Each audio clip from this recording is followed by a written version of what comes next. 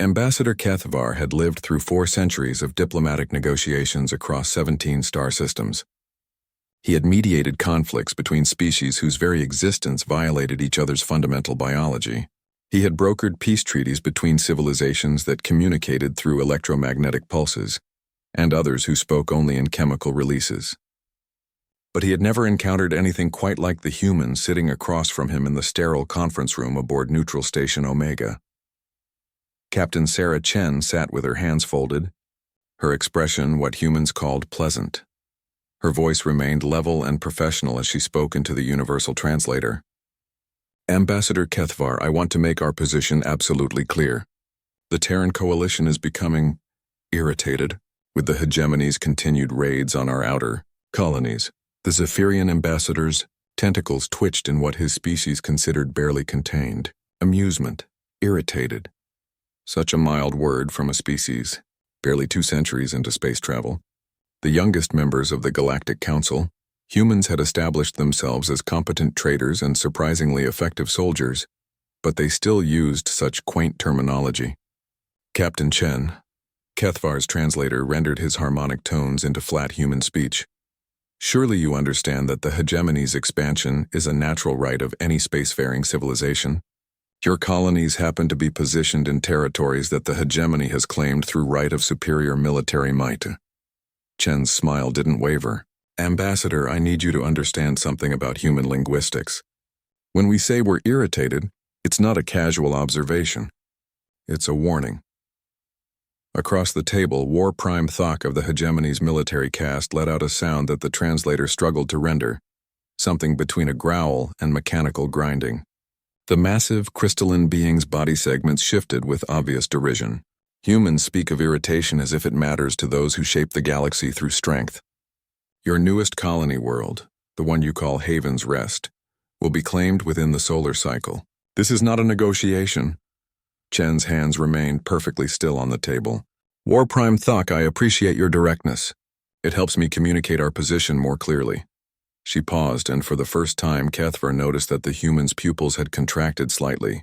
You see, when humans say they're irritated, it's the last diplomatic warning before we stop being diplomatic entirely. The Zephyrian ambassador felt a slight chill in his sensory organs. He had studied human history as part of his preparation for these talks. He remembered reading about something called the 37-hour war between humans and the Keltheran Confederacy 3 decades earlier, but the details had seemed too absurd to be accurate. Captain, Kethvar interjected smoothly, surely you're not suggesting that the Terran coalition would engage in hostilities with the hegemony over a single colony world? The hegemony commands over 400 systems and maintains the largest fleet in this sector. Chen finally moved, reaching into her jacket to withdraw a small data pad. Ambassador, I think there's been a fundamental misunderstanding about human nature. She placed the pad on the table. This contains the complete military records from our conflict with the Keltheran Confederacy. They also thought humans were bluffing when we said we were getting irritated with their slaving raids. Thok's crystalline body segments pulsed with aggressive light patterns. The Keltherans were weak. A mere 100 systems, barely qualifying as a regional power.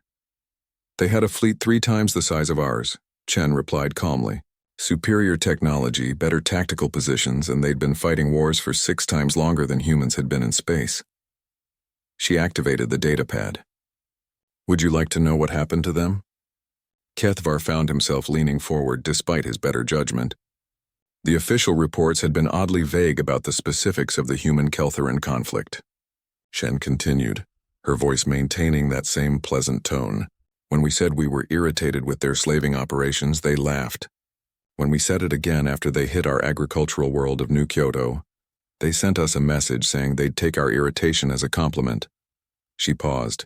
When we said it a 3rd time, after they enslaved the entire population of New Kyoto, we stopped saying it. The conference room fell silent except for the subtle hum of the station's life support systems. 37 hours later, the Keltheran Confederacy no longer existed as a political entity, Chen said. Their fleet was scrap metal. Their military infrastructure was vapor. Their slaving operations were permanently discontinued. She looked directly at Thok. We returned the population of New Kyoto to their families. Most of them were still alive. Thok's aggressive light patterns had dimmed considerably. That's impossible. No species achieves that level of tactical coordination without centuries of war. Prime, Chen interrupted.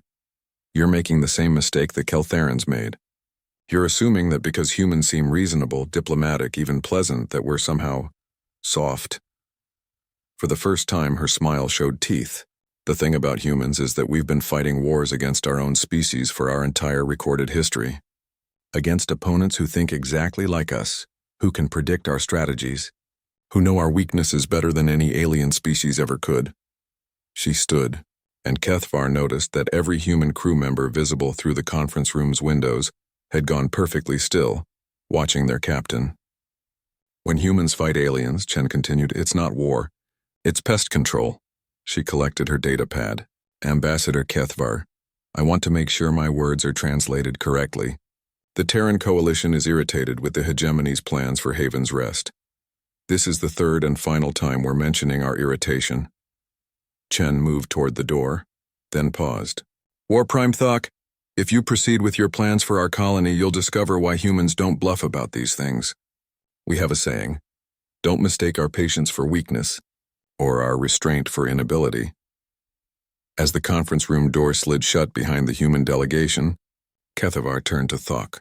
The War Primes' body segments were cycling through colors the Zephyrian had never seen before, patterns that his databanks identified as extreme uncertainty mixed with the crystalline equivalent of fear.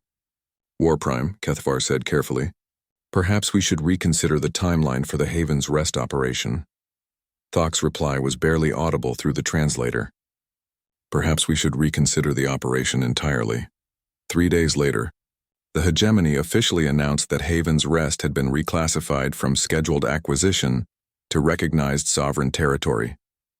No explanation was provided for the change in policy. Ambassador Kethvar made a note in his personal files. Human diplomatic terminology requires careful attention.